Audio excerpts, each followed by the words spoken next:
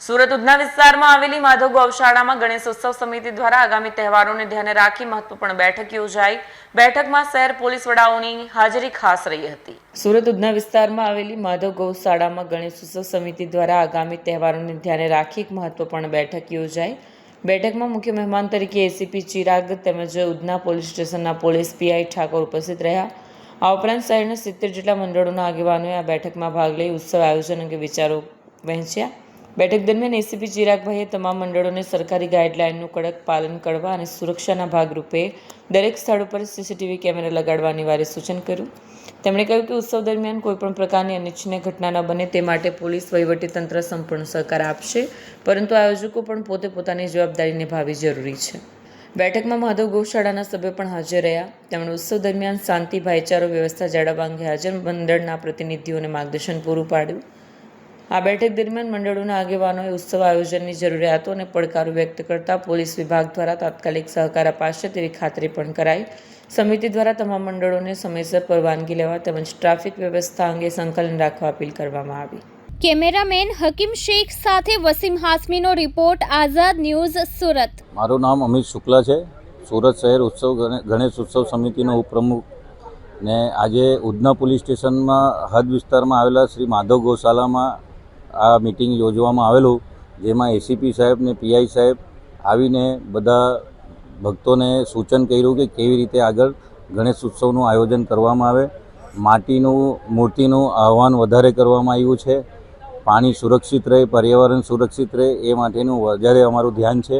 હું આપના માધ્યમથી એક અપીલ કરવા માગું છું કે વધારેથી વધારે લોકો પરમિશન લે, એટલે સરકાર પાસે માહિતી મળે કે કેટલું ગણેશ આયોજન થયેલું છે ને માટીની મૂર્તિની વધારે સ્થાપના થાય એવું મેં આપ સૌને નમ્ર વિનંતી કરવા માંગુ છું।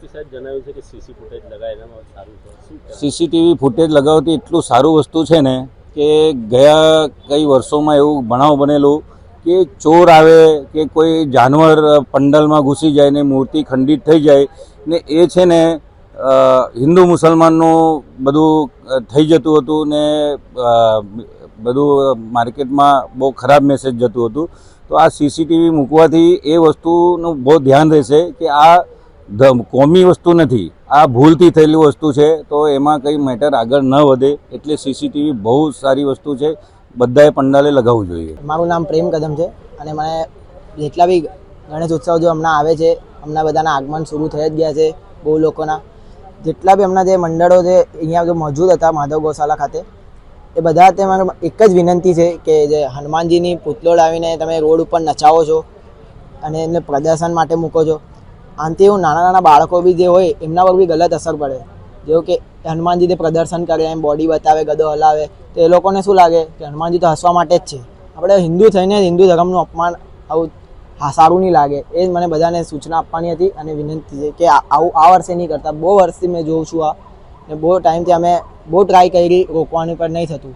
આ વસ્તુ યુવાઓ વધારે કરે છે, તમે પણ યુવા છો, શું અપીલ કરવા માંગો છો? યુવા તરીકે મેં એ જ અપીલ કરું છું કે આવું બધું નહીં કરો, કારણ કે આપણે યુવા છે, આપણે હમણાં શીખશું આવું બધું હિન્દુ ધર્મના બારામાં, તો જ આપણી પેઢી પર આગળ વધશે અને શીખશે કે આપણું ધર્મ શું છે ને શું નહીં। એમ શું રજૂઆત કરો છો?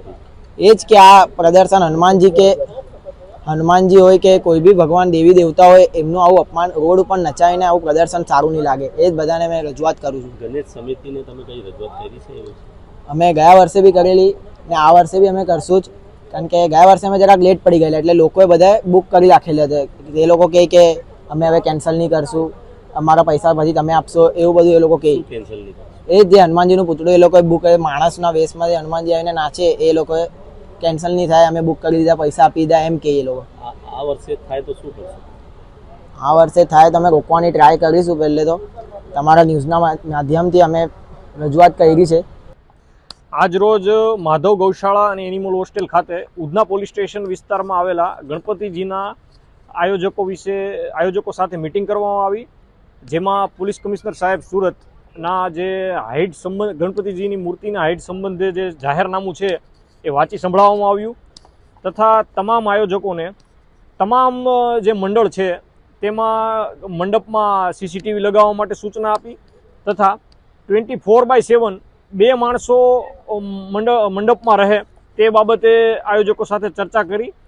તે સિવાય વિસર્જનના દિવસે ગણપતિજી જે છે એ એમની મૂર્તિનું ઝડપથી વિસર્જન થાય અને આ તહેવાર આપણે સુચારુ રૂપે મનાવી શકીએ તે બાબતે આયોજકો સાથે ચર્ચા કરવામાં આવી. સીસીટીવી ફૂટેજ લગાવવાથી કોઈ પણ અનિચ્છનીય બનાવ જે બનતા હોય છે એને આપણે ટાળી શકીએ છીએ અને જો કોઈ પણ બનાવ બને તો આપણે એને ઝડપથી નિવારી શકીએ છીએ.